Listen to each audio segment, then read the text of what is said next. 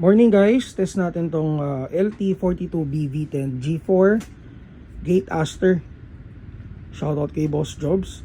So hindi natin siya makakrono kasi charging yung mga batteries natin, pero i-test fire natin yung unit.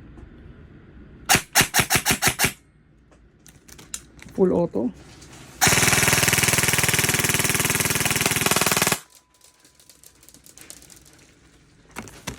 Ganda nito. So full metal yung unit.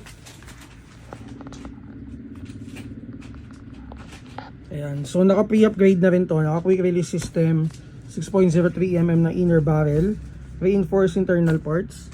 So FPS out of the box, yung mga tinest namin previews kahapon, around 400 to 410. So isa to sa mga full metal unit na meron si Lancer Tactical.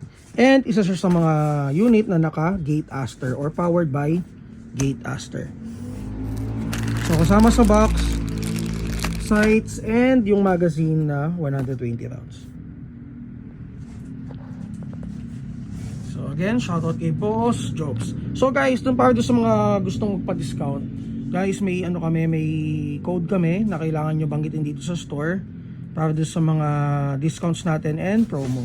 So check nyo yung mga videos natin. And again, thank you kay Boss Jobs.